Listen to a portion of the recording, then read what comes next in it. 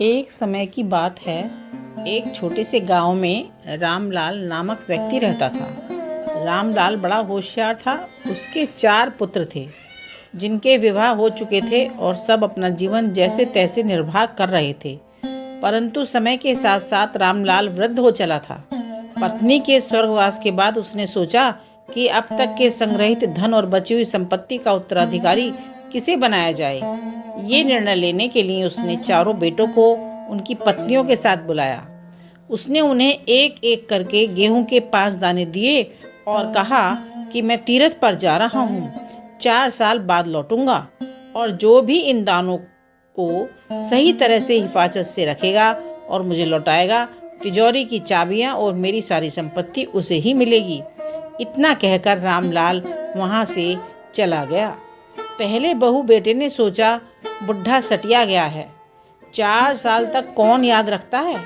हम तो बड़े हैं तो धन पर पहला हक हमारा ही है। ऐसा सोचकर उन्होंने गेहूं के दाने फेंक दिए।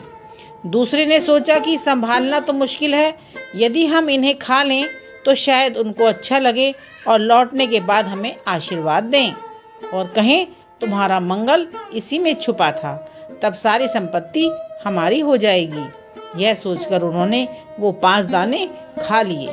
तीसरे ने सोचा, हम रोज पूजा पाठ तो करते ही हैं और अपने मंदिर में जैसे ठाकुर जी को संभालते हैं वैसे ही ये गेहूं भी संभाल लेंगे और उनके आने के बाद लौटा देंगे। चौथे बहू बेटे ने समझदारी से सोचा और 5 दानों को एक एक कर जमीन में बो दिया। देखते देखते वे पौधे बड़े हो गए और कुछ गेहूं उगाए। फिर उन्होंने उन्हें भी बो दिया। इस तरह हर वर्ष गेहूं की बढ़ोतरी होती चली गई। 5 दाने 5 बोरी, 25 बोरी और 50 बोरियों में बदल गए। 4 साल बाद जब रामलाल वापस आया तो सबकी कहानी सुनी और जब वो चौथे बहू बेटों के पास गया तो बेटा बोला, पिताजी, आपने जो 5 दाने दिए थे अब वे गेहूं की 50 बोरियों में बदल चुके हैं। हमने उन्हें संभाल कर गोदाम में रख दिया है, उन पर आपका ही हक है।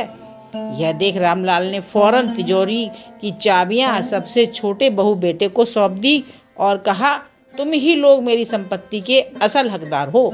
इस कहानी से हमें शिक्षा मिलती है कि मिली हुई जिम्मेदारी को अच्छी तरह से निभाना चाहिए और मौजूद संसाधनों का सही उपयोग करना चाहिए।